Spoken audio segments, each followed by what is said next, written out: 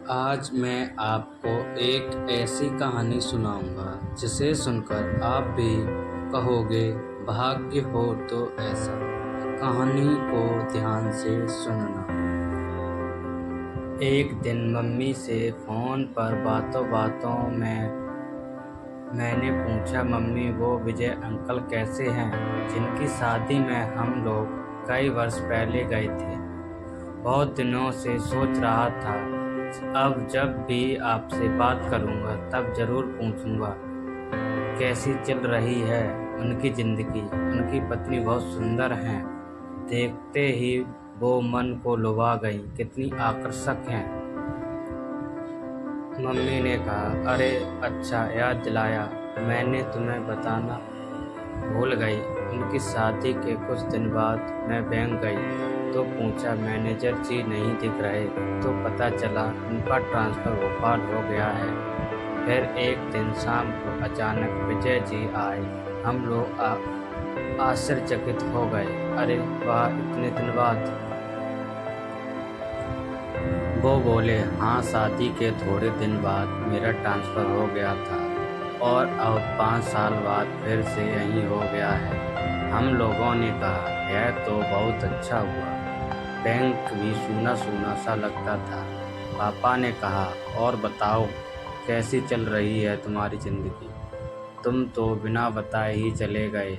शादी के बाद बहू के साथ घर बुलाने का मौका ही नहीं दिया। बहू कैसी है, बच्चे वगैरह हैं क्या? विजय ने हमें बताया, सब कुछ बहुत अच्छे से चल रहा है। 2 बच्चे हैं हमारे, बहुत प्यारे हैं। लेकिन मैं आप लोगों को इसके पीछे की कहानी बताना चाहता हूँ। अब आप लोगों से क्या छिपाएं। ये बात हमने किसी से नहीं कही और ना ही कभी कहेंगे। पता नहीं क्यों आप लोगों से कहने को दिल कर रहा है।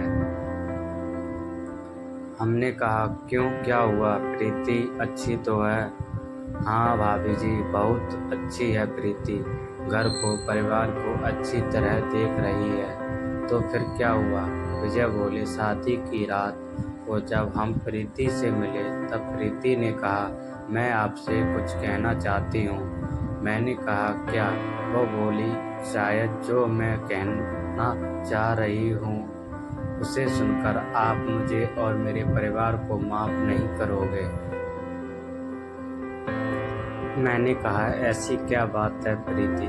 प्रीति ने बताया, मेरी शादी की बात मेरी मम्मी की एक सहेली ने की थी। एक दिन अचानक मेरे घर आंटी आपको और आपके परिवार को मेरे घर लेकर आई और आपको मुझसे मिलवाया। उस दिन मुझे लगा मैं आपको सच बता दूं, लेकिन आंटी को इस बारे में कुछ नहीं मालूम था। इस डर से नहीं कहा और आप मुझसे मिलकर बहुत खुश लग रहे थे। लगा आपको धक्का लगेगा और आपको पाने की खुशी में मैं भी मन ही मन खुश थी और मुझे लगा मेरी किस्मत आपके रूप में चल कर आई है।